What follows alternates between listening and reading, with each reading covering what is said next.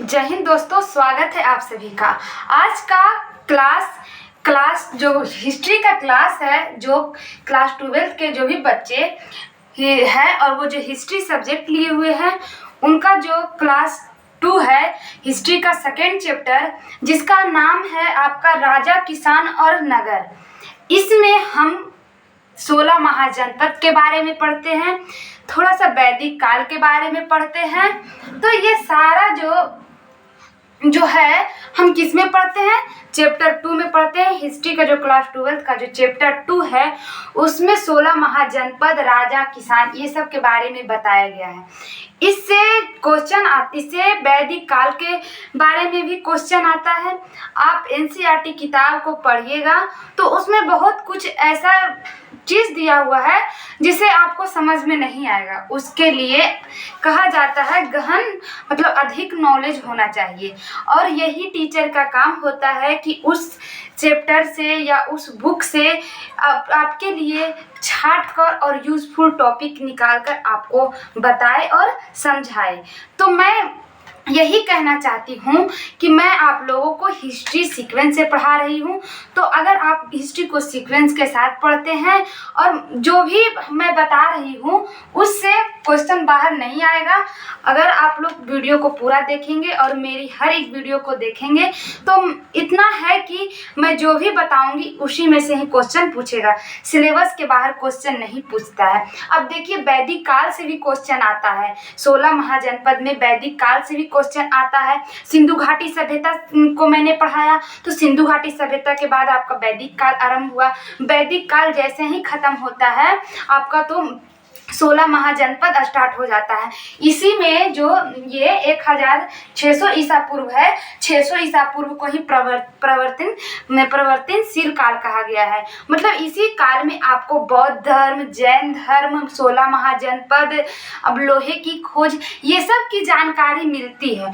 तो हम ये सारी जानकारियाँ आप लोगों को एक संगठित करके लाई हूँ, एक जगह बताती हूँ, जिसके वजह से आपको समझ में आए। मैं पहले सिंधु घाटी सभ्यता बता दी, फिर सिंधु घाटी सभ्यता जब खत्म हुआ तो हम वैदिक काल के बारे में पढ़ते हैं। वैदिक काल खत्म करने के बाद हम बौद्ध धर्म, जैन धर्म के बारे में पढ़ेंगे। उसके बाद हम क्या पढ़ेंगे? 16 महाजनपद के बारे में पढ़ेंगे। इस तरह से पढ़ने से याद होता है और आपका जो सीक्वेंस है वो नहीं टूटेगा। तो आज हम क्या पढ़ने जा रहे हैं? तो आज हम वैदिक काल पढ़ने जा रहे हैं। वैदिक काल पढ़ने जा रहे हैं, तो वीडियो को स्टार्ट किया जाए। इतना बात समझ में आया होगा, तो हम वीडियो को स्टार्ट करते हैं। आज हम किसके बारे में पढ़ेंगे? वैदिक काल। वैदिक सभ्यता। वैदिक सभ्यता हम कहते किसे हैं? वैदिक सभ्यता पढ़ने से पहले क्वेश्चन आता है, आखिर वैदिक सभ्यता है क्या? वैदिक काल कहते किसे हैं? तो देखो, वैदिक काल उस काल को कहते हैं जिस काल में वेदों की रचना हुई। उस काल में वेदों के बारे में हम लोग को जानकारी मिलती है, उसको हम क्या कहते हैं? वैदिक काल कहते हैं। इस काल में बहुत सारे वेदों को लिखा गया आपका। तो ये क्या हुआ? वैदिक काल। वैदिक काल में उपवेद भी लिखा गया, वेद भी लिखा गया।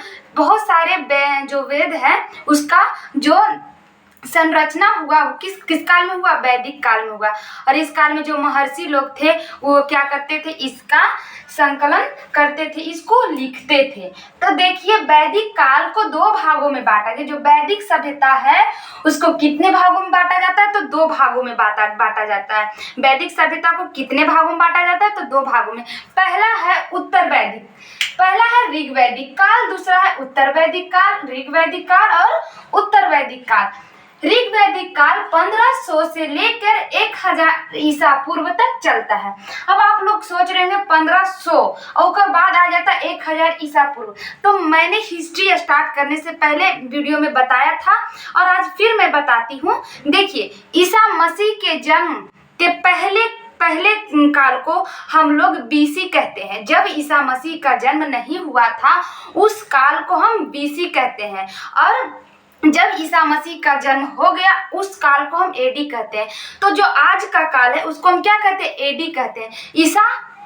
इसको हम ईस्वी में कहते हैं, एडी को ईस्वी लिखते हैं। हम लोग क्या लिखते हैं? 2027। ईस्वी। हमारा जन्म कब हुआ? तो 2006 ईस्वी में, ऐसे बोलते हैं ने। तो हम लोग क्या एडी को ईस्वी जो आज लगातार चलता है, जो सीधी चलती है, उसको हम ईसा पूर्व के जन्म के बाद जो भी गिनती सीधी चलती है, जो भी हमारा जो तारीख है वो सीधा चलता है, तो ईसा मसीह का जन्म के बाद का समय सीधा चलता है। और ईसा मसीह के जन्म के पहले, जो ईसा मसीह का जन्म नहीं हुआ था उसके पहले जो भी चलता है वो उसकी गिनती उल्टी चलती है। तो इतना समझ में आया? ये डाउट नहीं होना चाहिए कि 1500 लिख के 1000 ईसा पूर्व कैसे लिख दिए। तो ये एडी और बीसी के वजह से होता है। ईसा मसीह के जन्म के पहले को हम बीसी कहते हैं और ईसा मसीह के जब जन्म हो गया उसको हम एडी कहते हैं। तो कॉन्सेप्ट क्लियर हुआ? अब देखिए, हम बता रहे थे कि ऋग्वैदिक काल 1500 से 1000 ईसा पूर्व तक क्या चला? तो ऋग्वैदिक काल चला। फिर उत्तर वैदिक काल आता। उत्तर वैदिक काल 1000 ईसा पूर्व 1000 से 600 ईसा पूर्व तक का चलता है। जो ऋग्वैदिक काल है 1000 ईसा पूर्व से 1000 से 600 ईसा पूर्व तक आपका उत्तर वैदिक काल चलता है। 1000 ईसा पूर्व से लेके 600 ईसा पूर्व तक उत्तर वैदिक काल चलता है और ऋग्वैदिक काल 1500 से लेकर 1000 ईसा पूर्व तक आपका क्या चलता है? ऋग्वैदिक काल करता है। तो जो ऋग्वैदिक काल है उसको हम ऋग्वैदिक काल क्यों कहते हैं? तो देखिए, ऋग्वैदिक काल इसलिए कहते हैं क्योंकि इस काल में जो ऋग्वेद है, ऋग्वेद का रचना हुआ था। इस काल में किसका रचना हुआ था? ऋग्वेद का। हमारा जो वेद है वो 4 है। कितने वेद है? 4। ऋग्वेद, सामवेद, अथर्ववेद, यजुर्वेद, ये कितने वेद हैं? 4। तो जो ऋग्वेद है वो किसमें, ऋग्वेद की जो रचना है वो किस काल में हुआ? तो ऋग्वैदिक काल में हुआ। इसीलिए हम इसको ऋग्वैदिक काल कहते हैं।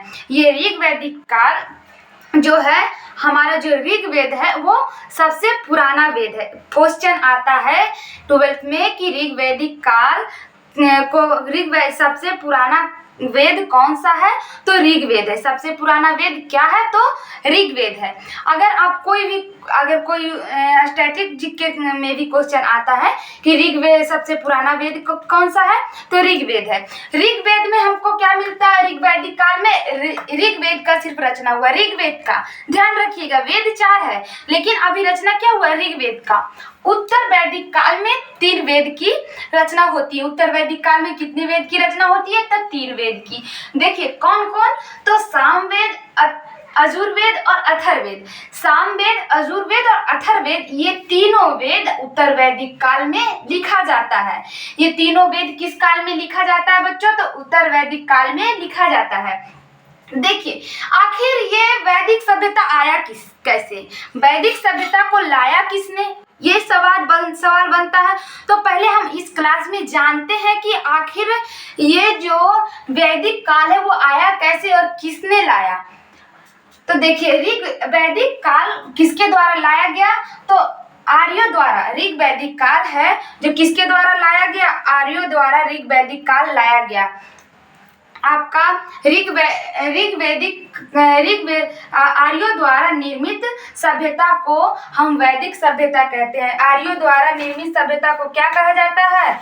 वैदिक सभ्यता कहा जाता है। आर्यों द्वारा निर्मित सभ्यता को क्या कहा जाता है? वैदिक सभ्यता। आर्य सर्वप्रथम पंजाब में आए थे। पंजाब एवं अफगानिस्तान में बसे थे। जो आर्य थे वो सर्वप्रथम पंजाब और अफगानिस्तान में आकर बसे थे। देखिए, मैक्स मूलर ने आर्यों की, जो मैक्स मूलर था उन्होंने कहा है कि जो आर्य है वो उनका मूल निवास कहाँ था? तो मध्य एशिया में। मैक्स मूलर का कहना है कि जो आर्य हैं उनका मूल निवास कहाँ है? तो मूल निवास मध्य एशिया में है। आर्यों का मूल निवास कहाँ है?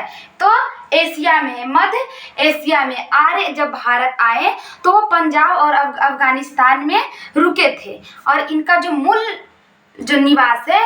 निवास जहाँ के वो रहने वाले थे वो मध्य एशिया के थे। ये किसके द्वारा कहा गया? तो मैक्स मूलर के द्वारा कहा गया। थोड़ा सा ध्यान में रखिएगा। अब देखियो आर्यों द्वारा निर्मित सभ्यता को वैदिक सभ्यता कहा जाता है। आर्य जो थे वो जिस सभ्यता का निर्माण किए थे, वो जिस सभ्यता को लाए थे, उसको क्या कहा जाता है? वैदिक सभ्यता कहा जाता है। यह सभ्यता ग्रामीण थी। देखिए जो ये आपका हमने सिंधु घाटी सभ्यता पढ़ाया था ना, तो सिंधु घाटी सभ्यता के बाद हमारा जो आता है वो वैदिक सभ्यता आता है। वैदिक सभ्यता आता है, सिंधु घाटी सभ्यता के बाद हमारा वैदिक सभ्यता आता है। तो सिंधु घाटी सभ्यता क्या था? शहरी था ना। सिंधु घाटी सभ्यता क्या था? शहरी था। लेकिन आपका जो ये सभ्यता है वैदिक सभ्यता, ये ग्रामीण थी। वैदिक सभ्यता कैसी थी? ग्रामीण थी। ध्यान में रखिएगा, वैदिक सभ्यता ग्रामीण थी। देखियो आर्य की जो भाषा थी वो संस्कृत थी। आर्य की जो भाषा थी वो कैसा था? संस्कृत था। आर्य अपने आप को श्रेष्ठ मानते थे। आर्य की भाषा कैसी थी? संस्कृत थी। वो आर्य अपने आप को सर्वश्रेष्ठ मानते थे कि हम सबसे श्रेष्ठ है। अब देखिए आर्य का समाज पितृ प्रधान था। आर्य का जो समाज था वो पितृ प्रधान था। देखिए कुछ हमको सिंधु सभ्यता से इसमें उल्टा दिखता है। हमने क्या बताया था? सिंधु सभ्यता मातृ शतात्मक था, ये आपका पितृ शतात्मक है। सिंधु सभ्यता आपका शहरी था, ये नगरीय है। तो कुछ इसमें डिफरेंस मिलता है हम लोग को। तो देखिए ये पितृ शतात्मक कहने का क्या अर्थ होगा आप लोग सोच रहे होंगे। तो हम लोग का जो समाज क्या है? पितृ शतात्मक है। हम लोग किस वंश से, हम लोग का वंश है किसके आधार पर होता है? तो पिता के आधार पर। हम लोग पिता के नाम से जाने जाते हैं, ना कि माँ के नाम से। हम लोग का जो वंश है वो क्या है? पितृ शतात्मक। अगर किसी भी लड़की का शादी हो जाता है तो वो क्या करती है? अपना जो पिता का वंश छोड़ के अपना जब पति के वंश में जब उसका शादी होता है, जब वो पति के घर जाती है तो वो उसका फिर पति का वंश चलता है। तो ये क्या है? ये पितृ शतात्मक है। मतलब इसमें माता का वंश से लेना देना नहीं है। इसका जो वंश है वो पिता के वंश से चलता है। जैसे कि हम लोग देखते होंगे अगर कोई लड़का लड़की दूसरे इंटर कास्ट में शादी कर लेता है, दूसरे कास्ट में शादी कर लेता है, तो लड़की को अपना जो होता है कुल छोड़कर अपने पिता का जो सरनेम है वो छोड़कर अपने पति का सरनेम रखना पड़ता है। ऐसा होता है ना। तो ये क्या है? ये पितृ शतात्मक है। हमारा जो समाज है कैसा है? पितृ शतात्मक है। देखियो आर्य के प्रशासनिक इकाई, आर्य ने अपना जो प्रशासनिक आर्य जो अपना प्रशासनिक चला रहे थे, अपना जो प्रशासन चला रहे थे उसको 5 भागों में बांटा गया। आर्य की जो प्रशासनिक इकाई को कितने भागों में बांटा गया? तो 5 भागों में। ध्यान रखिएगा 5 भागों में बांटा गया। देखिए क्या क्या है? कुल, ग्राम, विश्व, जन और राष्ट्र। कुल, ग्राम, विश्व और जन और राष्ट्र। कुल मतलब होता परिवार। कुल मतलब क्या होता? परिवार, छोटा परिवार या परिवार को कुल कहते थे वैदिक काल के लोग। और जो कुल होता था ने वो अपने पिता के, जो कुल के मुखिया होते थे उसको पिता होता था। और जो पिता थे वो क्या होते थे? मुखिया होते थे। किसके? तो उस कुल के, उस परिवार के। ग्राम होता था, गांव चलता था। जैसे हमने कहा कि सभ्यता क्या थी? ग्रामीण थी। विश्व था, जन था, बहुत सारे जो गांव के लोग थे उसको जन का। और राष्ट्र, और इसे राष्ट्र कहा गया।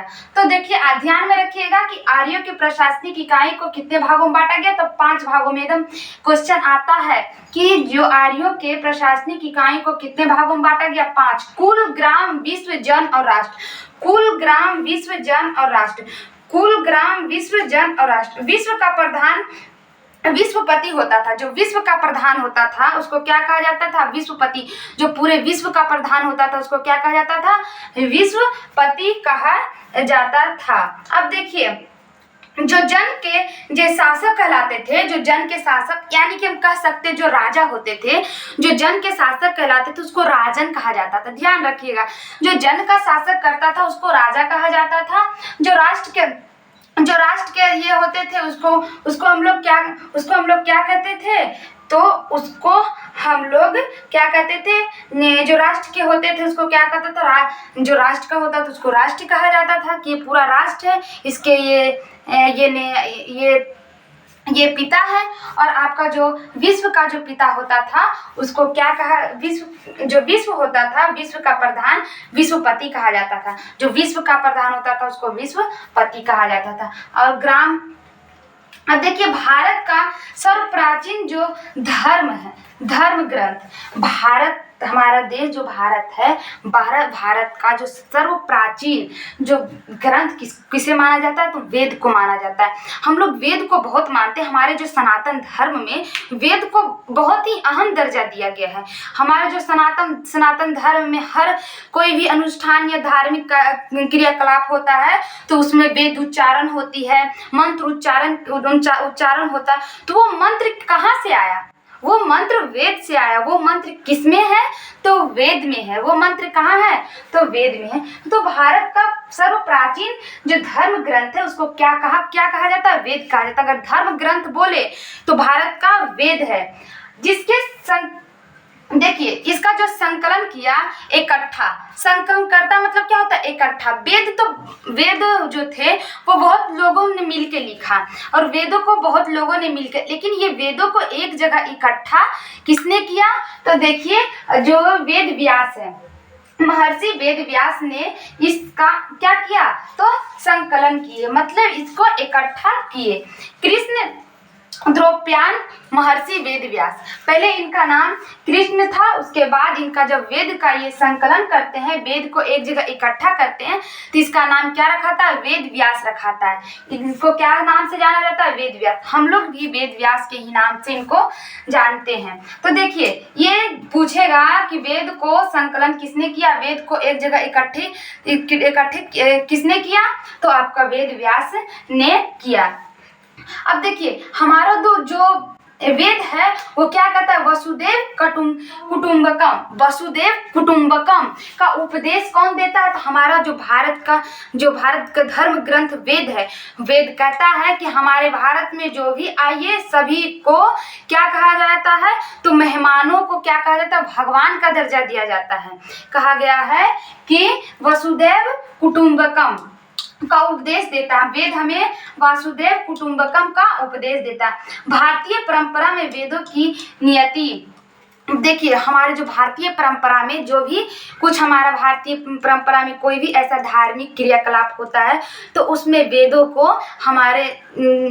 के जो मंत्र हैं उसको संकलित किया जाता है। बिना वेद का कोई भी जो पूजा कीजिए, शादी विवाह कीजिए हमारे सनातन धर्म में, तो वो पॉसिबल नहीं है। तो वेद हमको क्या देता है? हमको मंत्र देता है। वेद हम लोग को कहता है कि हमारा जो हमारे देश में जो भी आते हैं या हमारे घर में जो आते हैं उसको वो मेहमान को हम भगवान के स्वरूप मानते हैं। तो देखिए हमने क्या समझा कि आखिर वेद का निर्माण कैसे, वेद का जो निर्माता थे वो कौन थे? तो आर्य थे। आर्य अपने आप को सर्वश्रेष्ठ मानते थे।